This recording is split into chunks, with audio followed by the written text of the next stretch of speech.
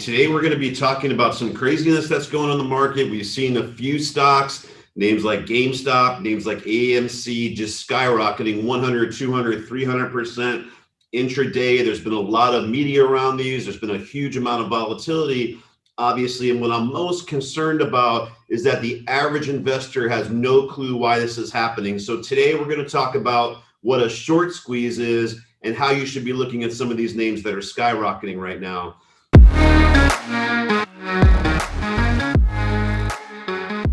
So I think to take it to the whiteboard today, which I think I had to do, what we need to talk about before we get into AMC, before we get into GameStop, is what, first of all, is shorting a stock. So a lot of people know that you can buy a stock, and let's kind of illustrate that, right? Let's say that we want to go out and buy 100 shares of stock at 10 bucks. It doesn't matter what the company it is, but let's say 100 shares of ABC stock at 10 bucks. So we go, we place our order, we open our account, we've got 100 shares, 10 bucks. That's $1,000 that it takes from us. Okay, so let's look at that first. 1,000 bucks of committed capital.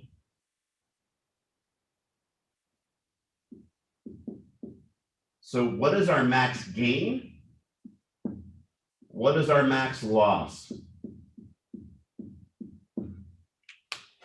Well, let's start with our max loss, because that's easy. If we bought the stock at 10, we put 1,000 bucks into it, where could that stock go? Well, worst case scenario, it could go bankrupt and be worth zero, right? So if the stock goes from 10 to zero, our 1,000 bucks goes to zero. Our max loss in this case is 1,000 bucks.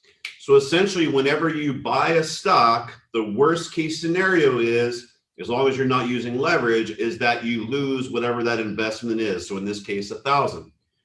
So how do you profit from buying a stock? Obviously, you buy low, you sell high, to where the max gain. Now let's talk about that. What could happen? Well, let's say the stock goes to 20.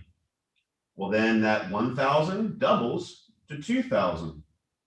What if it goes to 100? Well, that 1,000 now is 10,000. Minus the 1,000 is a 9,000 profit. Simple math, essentially, right? When you buy a stock, the upside, the max gain, essentially is unlimited, because that stock could go to 10, 20, 30, 100, 1,000, 2,000. So the proposition whenever you buy a stock is you have limited downside, which obviously is your total investment, but you have maximum unlimited upside, okay? So that's the premise of buying a stock, which is important to understand. Now, let's get rid of this. And let's talk about shorting a stock. And let's do the same thing. We'll use ABC stock at $10. So when you short a stock, just think of it this way. It's the exact opposite of when you buy a stock. So we already said our max gain when we bought a stock was unlimited. So that means if it's opposite, when we short a stock, our max loss is unlimited. Why? Let's take a look at that. So if we short a stock at 10, what happens when you short a stock is we would have a negative 1,000, because it's just like when we put in a positive 1,000. So our max gain, let's talk about that first, is, well, where could this stock go? When we short, it's the opposite of buying. When we buy, we want the stock to go up. When we short, we want the stock to go down. So how far can a $10 stock go? Well, it can only go to zero, right? So if this goes to zero, and then I have to go and buy it back, because unlike selling for a profit when you buy something long, you actually buy for a profit when you sell, because you are negative the shares. So we're negative 1,000 shares. So instead of selling, we have to buy it back. So we sold it at 10, brought in 1,000, and now it goes down to zero. So we pay zero for it to close it out, or say a penny or whatever it is. So our max gain is 1,000 bucks. So when we short a stock at 10, it can only go to zero. We can't make more than zero. So that would be $1,000. We shorted it, negative 1,000 in our account. We bought it back, closed it out, profit of $1,000. But what about the upside? I'm sorry, the downside. So just like a stock, we already know the upside. Buying, we already know the upside of buying a stock is unlimited because that stock can skyrocket. So if I short, and here is the danger of shorting. Here is why you should really be a professional investor to short. Why? Because risk management, whenever you do anything, like Warren Buffett says, before you invest $1 and worry about what you're going to earn on it, make sure you get that dollar back. So when you're shorting, you are saying, I am willing to take on unlimited risk. A lot of individual investors do not have the bank account to take on unlimited risk because let's say this stock goes from 10 to 200. Well, you brought in 1,000. To buy it back would be 20,000. You could lose 19,000. What if it goes to 500? Well, that's 50,000. You could lose 49,000. What if it goes to 1,000? That's 100,000. So forth and so on. So when you short a stock, you have unlimited loss. So it's very, very dangerous to do that. You need to be a professional. Now, this is not about getting in the intricacies of the margin and everything you need to do. This is basically a 101 example I want to give you to talk about what's going on with AMC, what's going on right now with GameStop. It's really based on this premise. There is a lot of institutional investors that make money strategically shorting stock.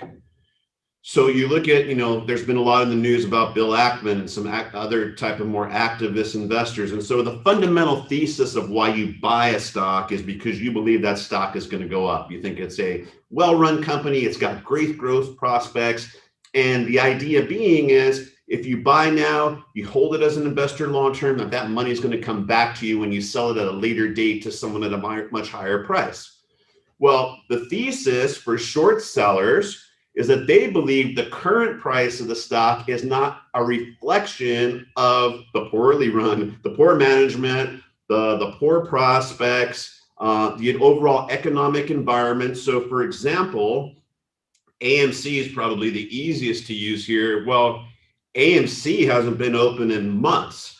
They have, in a lot of states, absolutely zero revenue, and they've got some debt. So the question is, long term, based off of how long the virus lasts, is AMC even a sustainable business model? So when you're a short seller creating a thesis of that stock essentially maybe going to zero and going bankrupt, fundamentally, that sounds like it could be a relatively strong thesis. So a lot of people went out and shorted that. They bought that. They sold that stock without owning it.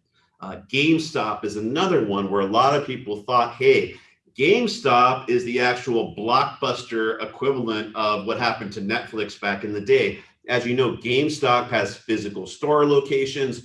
Much of gaming has gone online, digital. So that model is really being crushed. Now, there's been some headlines about maybe them going digital, but essentially the short sellers, the people who thought that stock was, not going to be around, not going to be, definitely not nearly priced to where the valuation reflects the risks that it has, we're actually shorting that stock. And so there's something called short interest. So whenever you look at a stock, there's something called a float. That means how many shares are outstanding. You could have 1,000 shares, 100,000 shares, 1,000,000 shares, whatever it is outstanding.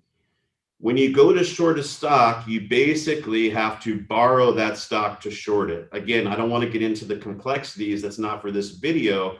But what happened is when you look at short interest, if you say, let's say you have 1,000 shares outstanding and your short interest is 50%, that means 500 of those shares are actually being sold short. So that would be considered a huge short interest. Usually when you get into double digits, that's considered a pretty large short interest.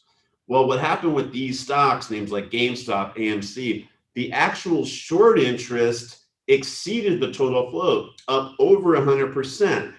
That's, again, a little bit complex, but there's some custodians who allow you to borrow twice, sometimes a little bit more of what the shares are that are in the account. And so there's actually more shares short than there are long. And so not is this is not necessarily saying, and here's important that you need to understand as an investor, that because AMC is much, much higher than it was a month ago, because GameStop is much, much higher than it was a month ago, that the fundamentals of that company validate that.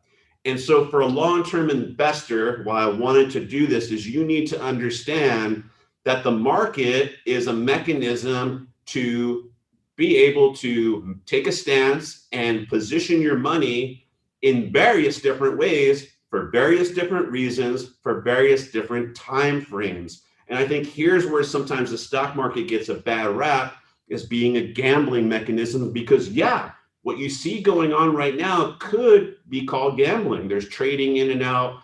The thesis, the tools, the analysis that you use to trade are very different than what you use to invest.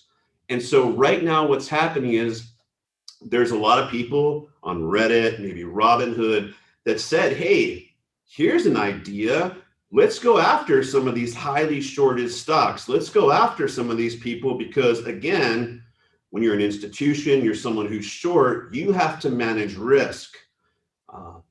If you don't manage risk, what'll happen is the custodian that's lending you money to short these stocks will manage that risk for you in something called a margin call. And unless you continue to put more and more and more money after your position, they will sell that for you. So what happens, and we've seen this over the last few days, is a lot of prominent short sellers, because all these people banded together on the retail side to drive the stock price up, have been forced to cover. So they've gone in and bought more shares, and buying has essentially led to more and more buying, and that's what's caused the stock to rally. Now, the question is, how far can this go? I don't know. You don't know. And that's one of the challenges of how do you really analyze this or play risk when there's some type of euphoria out there. Well, you could use 5-minute, 10-minute bar charts, intraday trading, technical analysis. Unfortunately, most people are using the finger to the wind method and guessing, and that concerns me. So what you need to understand is if you're in any of these names right now, just as fast as it went up, and there's an old saying that stocks take the stairs up and the elevator down, it could come down equally, if not a lot faster than we saw it rise. And so if you're in these names today, the question is, what is your exit strategy? When are you going to get out? And if you don't have a solid answer for that, it's probably time to check the door and make sure you get out before everybody else does. So if, though, you have a fundamental thesis to say, well, hey, I think the stock price is there because, movie theaters are going to open back up. Here's the amount of people that are going to go into movies. You've done a lot of the due diligence to say, here's where the stock should be priced, and you're qualified to do that research. I have no issue with that. I also might be a little bit controversial. I have no issue if you're actually trading the stock, because the stock market, again, is set up for many different things. What you need to decide, though, is, are you a trader? Are you an investor? Are you both? And what is your classification? What is your risk management? What is your buy discipline for trading? What is your buy discipline risk management for investing? They should be completely different. I talked to you from a standpoint, I was a proprietary trader. I traded for several years intraday. I still do some trading. A large part of what I do now is larger long-term investing. And those are two different skill sets. They're two different strategies. So you need to understand that what you don't want to do, and a lot of people lose a lot of money this way, you do not want to let a trade turn into an investment. You don't want to go into something, buy it, you get down 20%, 30%, then you start justifying yourself, oh, movie theaters will open up again sometime, and all those things. If you have a fundamental thesis of why you should be in there and the stock price should be at this, that's okay. But if you got in just because your neighbor said it was skyrocketing and it turns against you, that's not a reason to stay in the stock. So I wanted to explain that today because that's clearly what's going on. Fundamentally, I have no opinion on either the stock. I have no position either on the trading side or on the long-term investment side. But I want you to decide, if you're in one of these names, are you an investor in the name? And if you're an investor, you should have a very sound investment thesis, price target of where it should go. If you're a trader, you should understand when you're going to get out, either at a profit, or sometimes as a trader, you need to take a loss to mitigate that risk, especially if it's on the short side. So again, are you buying the stock for a trade? Okay, what's your exit? Are you short the stock? And if you're short the stock, make sure that you have a sell discipline. Are you using stop orders? Are you using option hedges above where the price is to mitigate risk? These are a lot more sophisticated strategies. Obviously, I can't get all that to a 15-minute video. That's why for those of you, some of you who know, watch this, I've launched my Wealth Academy. Go to www.robluna.com. You can look at it there. This is something shorting stocks, hedging, risk management techniques are things that we're going to be teaching in depth in our courses. But for now, I think the most important thing, what I wanted to get across right away, when you're looking at these names, understand that these may be going up for a reason other than the fact that the valuations are justifiably higher. They might just be going up because traders are getting into them. And again, I don't condemn either one of these situations, but what I'm here to do is be a voice for people who don't necessarily have that education. They don't know what's going on in the market, to tell you fundamentally what's going on with these may not be justified. So if you're buying them, understand why you're buying them and make sure you have a plan in place.